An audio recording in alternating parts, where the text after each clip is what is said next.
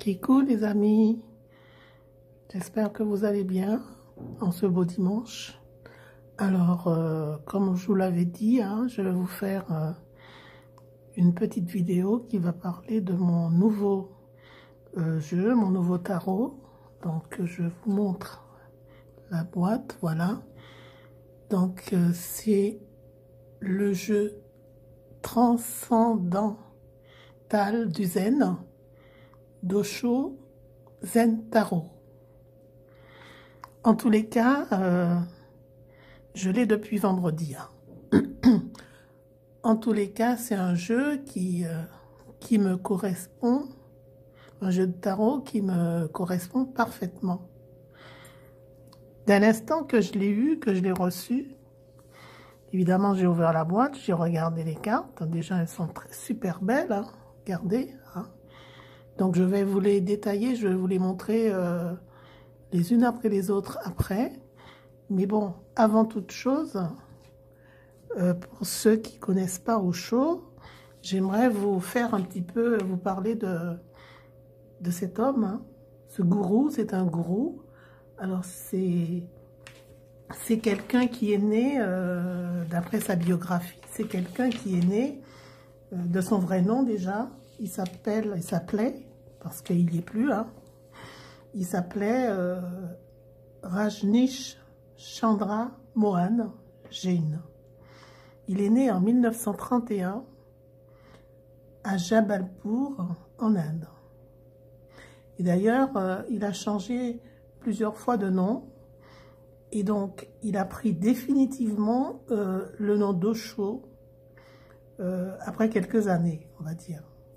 Donc, c'était un gourou indien. Il vécut d'abord en Inde, puis dans d'autres pays, dont principalement les États-Unis, où il avait fondé un centre spirituel en Oregon. Il a inspiré le mouvement spirituel et philosophique controversé qui a pris son nom d'Osho. Il est le créateur de la méditation dynamique. Dans les années 70, il accueille un grand nombre d'Occidentaux dans son ashram de Pune en Inde. Et il met au point une variété de méditations en mouvement, dynamique, cathartique, visant à libérer le corps et l'esprit. Inspiré de traditions tantriques et qui seront enseignées dans les centres ou les universités Osho de très nombreux pays. C'était un grand homme vivant dans la simplicité la plus stricte. Des centaines de psychologues, psychothérapeutes, médecins du monde entier y sont venus s'initier à ces pratiques.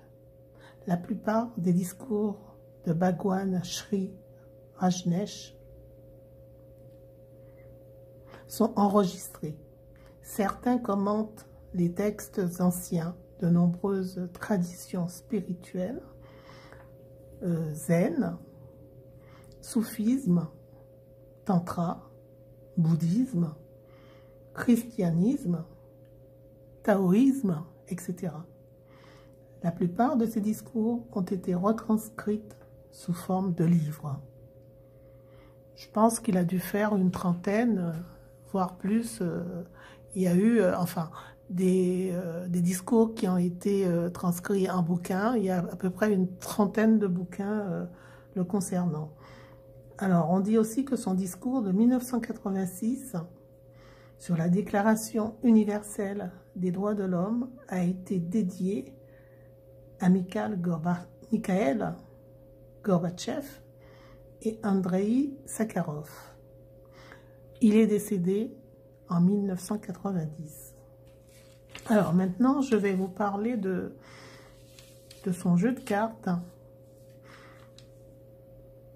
de sa composition. Déjà, je vous ai préparé des tas, comme ça va être plus facile. Je n'aurai pas à les manipuler éternellement. Donc, il y a 22 arcanes majeurs. On va commencer par les arcanes majeurs. Alors, donc les voilà. La première carte, c'est le mat, le 0. Voilà. Mat. Ensuite, vous avez l'arcane 1, l'existence.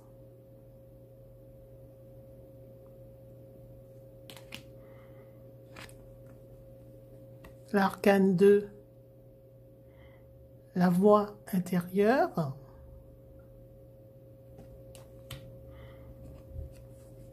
La 3, la créativité.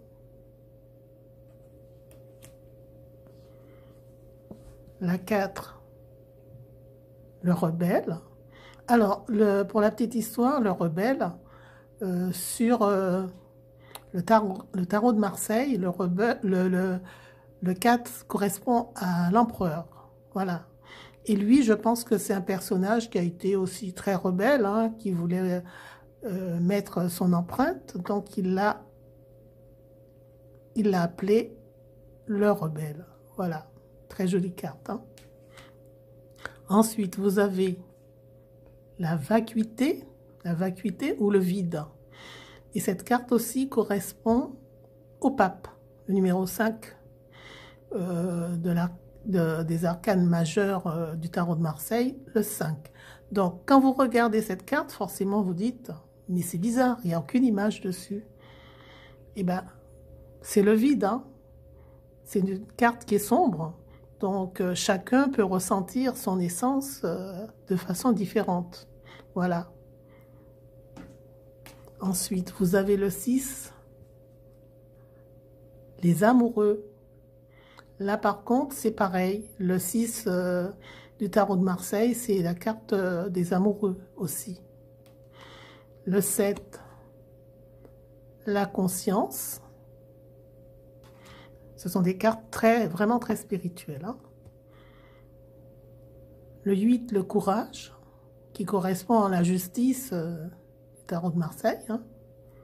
Le courage. Le 9, la solitude, qui correspond à l'ermite. Hein. Ensuite, le changement. Moi, je l'aime bien, cette carte de changement. C'est une spirale. Et quand on a affaire à une spirale, ça peut très fortement impressionner. Le changement. Alors, c'est le 10, hein? Oui, voilà. Ensuite, la percée. La percée. Alors, la carte du tarot, c'était la force. C'est la force. La percée. Très jolie carte aussi. La nouvelle vision, qui correspondrait au pendu. La nouvelle vision. La transformation, c'est la carte de la mort du tarot traditionnel, mais là, c'est la transformation. Ça en dit long quand on regarde l'image. Ensuite, l'intégration. Quand vous regardez, vous avez le yin et le yang. Voilà. Donc, l'intégration, comment faire pour s'intégrer, comment pour apprendre à être bien. L'intégration. Le 15, le conditionnement. Une carte aussi très parlante. Vous voyez un tigre.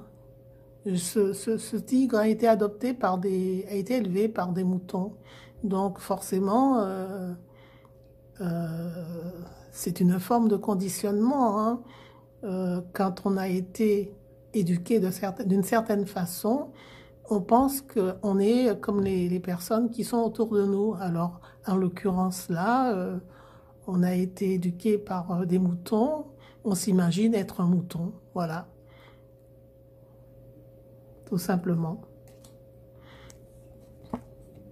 Ensuite, la foudre. La foudre, c'est la carte 16. Et le tarot de Marseille, la carte 16, si vous vous en souvenez, c'est la tour qui s'effondre. Donc, il y a aussi la foudre dessus, mais là, il l'a modifié différemment. Voilà. Après, vous avez le silence. Le silence, on a besoin de silence hein, pour se retrouver, pour méditer, pour s'intérioriser. Le silence.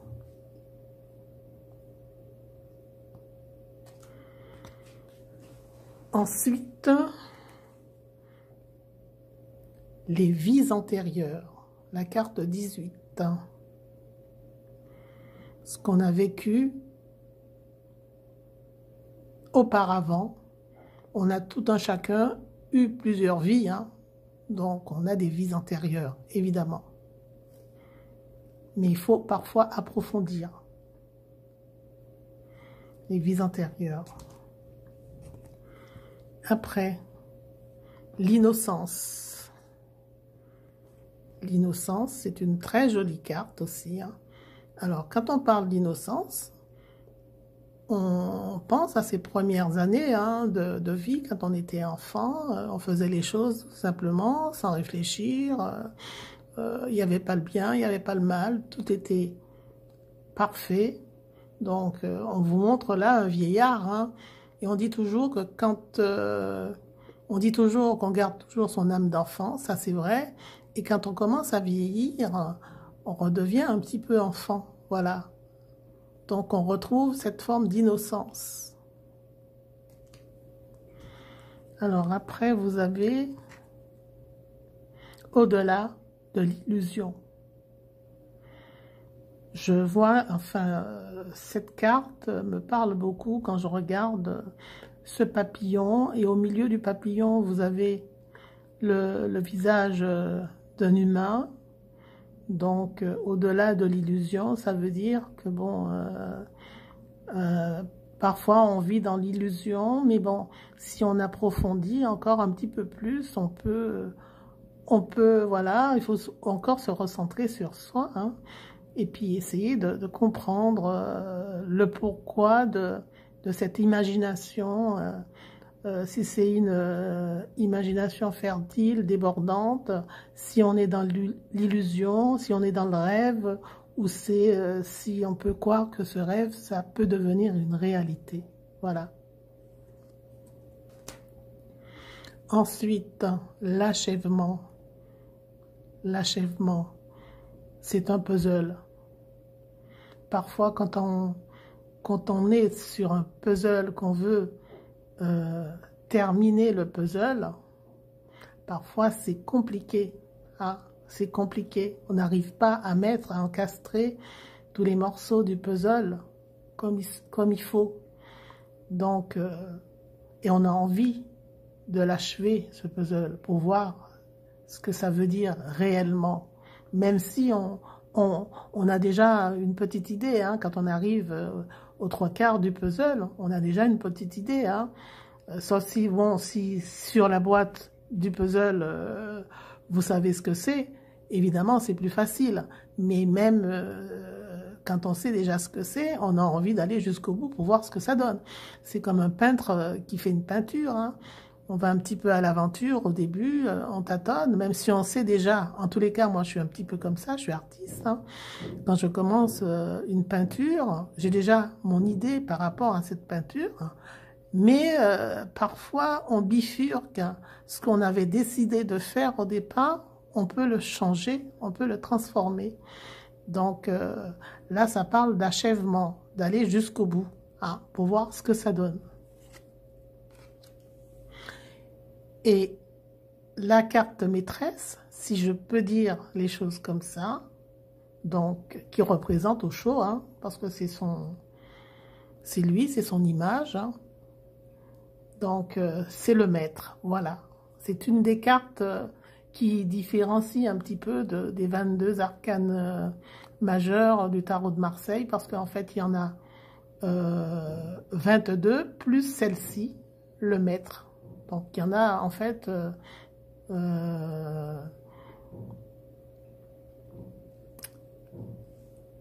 attendez, la dernière, 21, oui, parce que celle-ci, c'est la carte 21, voilà. Et donc, celle-ci correspond à la 22e carte. Voilà. C'est une carte qui différencie un peu du tarot de Marseille. Alors, donc, je vous ai présenté toutes les cartes, toutes les arcanes majeures. Elles sont très intéressantes, elles sont très belles surtout. Ensuite, donc, après les 22 cartes ou lames majeures, vous avez 56 lames mineures. Et donc, les 56 lames mineures se décomposent en 4 séries.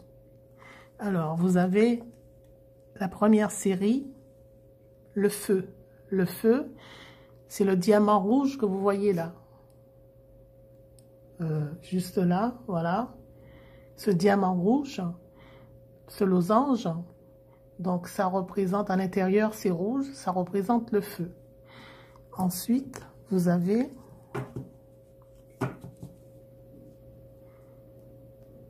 la deuxième série, donc toujours le même losange, mais là cette fois-ci c'est bleu, ça représente l'eau. Après l'eau, vous avez la troisième série, donc ça représente, c'est gris, hein, comme le ciel quand il est nuageux, hein, ça représente ce diamant, ce losange, ça représente les nuages. Et la dernière série,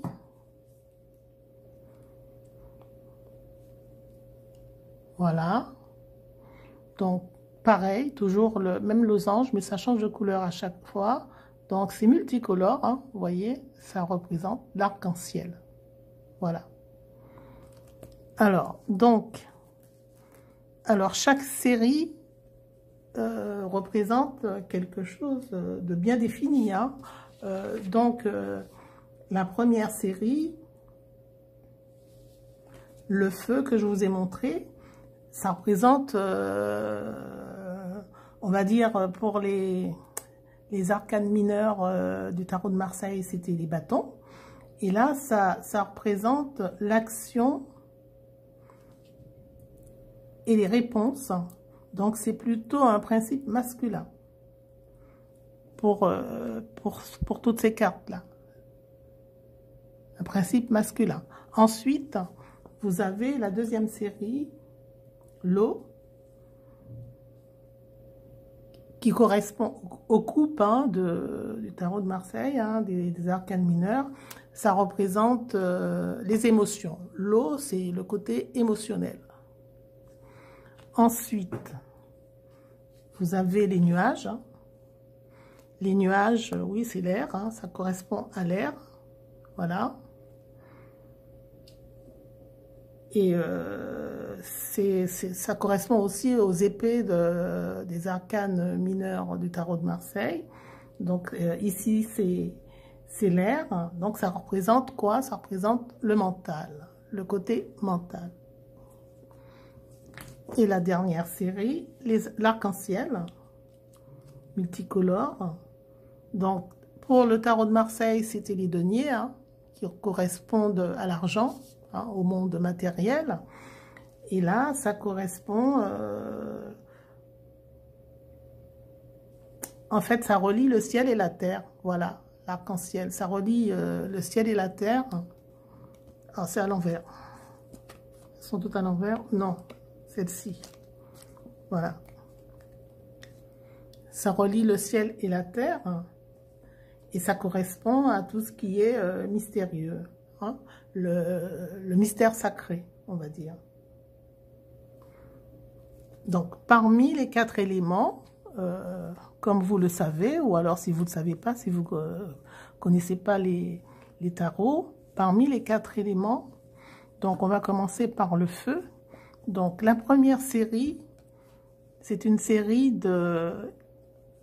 Il y a comment dirais-je, il y a des figures, hein, des figures, mais ce ne sont pas les mêmes figures que le tarot de Marseille.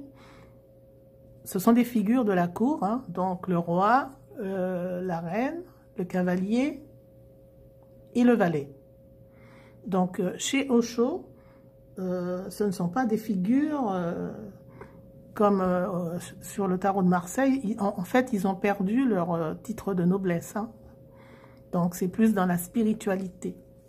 Alors, concernant les figures, vous avez la première figure, c'est le créateur, donc c'est le roi de feu. Voilà. La deuxième figure, le partage, c'est la reine de feu. Troisième figure, l'intensité. Alors, après la reine, vous avez quoi? Le cavalier. Cavalier de feu.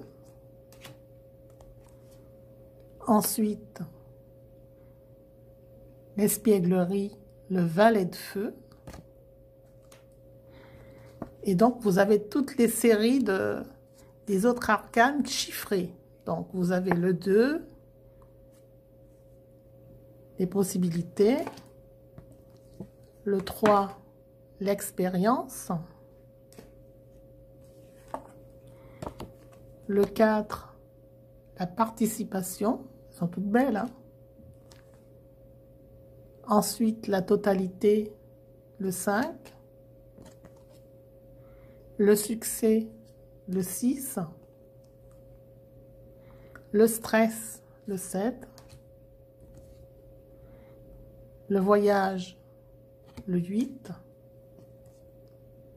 l'épuisement, le 9, la répression, le 10, et ça se termine toujours par l'as, qui correspond à la source. Voilà. Je ferai exactement la même chose. En même temps, vous voyez les belles figures, les belles images, hein. Elles sont très jolies, hein. Elles sont très légères, les cartes, hein. Comme elles sont neuves, ça glisse facilement. Alors, on va faire pareil.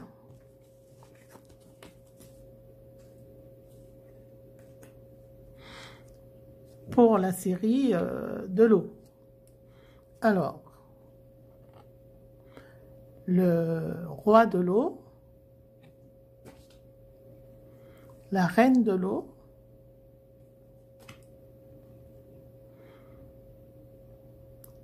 le cavalier de l'eau, le valet de l'eau,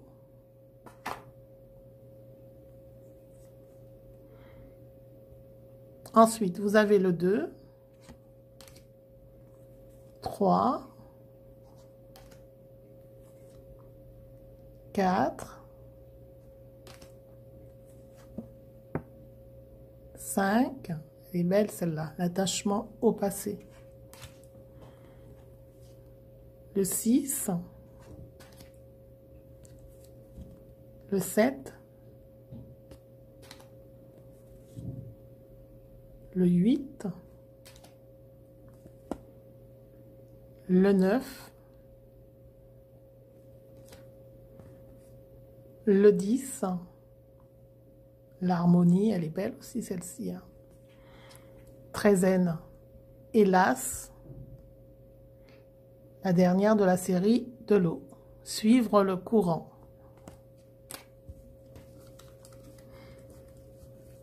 Alors, je vais les reprendre, les mettre dans le bon sens. On va passer au nuage. J'ai fait des petits tas, hein, heureusement, parce que sinon, ce serait dans n'importe quel sens et ce ne serait pas ordonné. Et donc, on ne peut pas expliquer quand quelque chose n'est pas ordonné. Alors, donc, la première, c'est le roi des nuages. Le roi des nuages, voilà. La reine des nuages. Le cavalier. Le valet. Oh, bah, il est pas beau, hein, le valet, hein. C'est le mental. Un mental embrouillé, là. Ensuite, la schizophrénie, le 2 des nuages. L'isolation, le 3. Le mental, c'est pas toujours terrible, hein, on va dire, hein, mais bon, ça fait partie de notre façon de ressentir aussi les choses, hein. Alors, donc, ensuite le 4. La comparaison, le 5. Le fardeau, le 6. La politique, le 7. La culpabilité, le 8. La douleur, le 9. La renaissance, ah, au moins c'est une photo, c'est une carte positive celle-là, parce que toutes les autres, elles sont plus ou moins négatives, hein. Le 10. Et l'éveil, c'est une lasse. L'éveil, c'est une carte aussi qui permet de se sortir des tracas quand on est mal dans son être, on est mal dans sa peau. Voilà. Et la dernière série, la plus colorée, avec les couleurs de l'arc-en-ciel. Alors, le roi de l'arc-en-ciel, très joli, très coloré, c'est l'abondance. Ensuite, la reine de l'arc-en-ciel. Elle est pas mal non plus, hein. L'épanouissement. Une reine tout épanouie, hein. Elle n'est pas pudique, hein. Voilà, hein. Ensuite, le ralentissement, une belle tortue qui va tout doucement, mais sûrement. Voilà. Donc, c'est le cavalier. Le cavalier. Ensuite, vous avez le valet, un petit enfant. Hein. L'aventure. C'est une grande aventure qui commence pour ce petit enfant. Ensuite, l'instant présent, le 2. Il faut toujours vivre l'instant présent. Le 3, le guide. Nous avons tous notre guide, hein. Il faut savoir l'écouter. L'avarice. Le 5, l'exclu. On est mis à l'écart, on est exclu. Ça, c'est pas top. Le 6, le compromis. Parfois, il faut savoir faire des compromis dans la vie. La patience. Alors, regardez la carte. Donc, on peut l'interpréter hein, comme on le sent. Moi, je l'interprète comme une femme qui est enceinte. Et on lui dit qu'il faut être patiente hein, avant de découvrir ce qu'elle a dans le ventre. Voilà. Hein. Moi, je le vois comme ça. Peut-être que quelqu'un peut l'interpréter autrement. La patience. Ensuite, la banalité.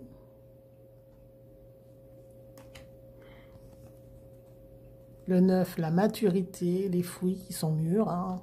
Elles sont plus goûteuses. Elles sont beaucoup plus de saveur et de l'odeur aussi, et la couleur et tout. Hein. Un fruit qui n'est pas mûr n'a pas la même couleur qu'un fruit qui est mûr. C'est toute la différence. Hein.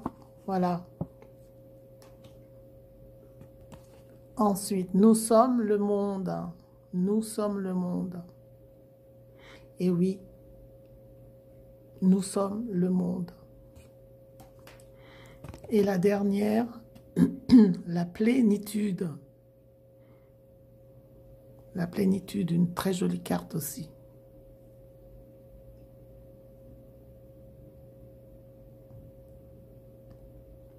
Alors, vous voyez le, comment dirais-je, le chakra coronal en forme de fleur qui est tout en haut, qui nous relie au ciel, la plénitude. Voilà. En tout cas, elles sont tous très très belles les unes que les autres. Elles sont très belles ces cartes, hein. Alors, moi j'espère que ça vous a plu, hein, cette petite pédagogie que je vous ai fait avec mes nouvelles cartes.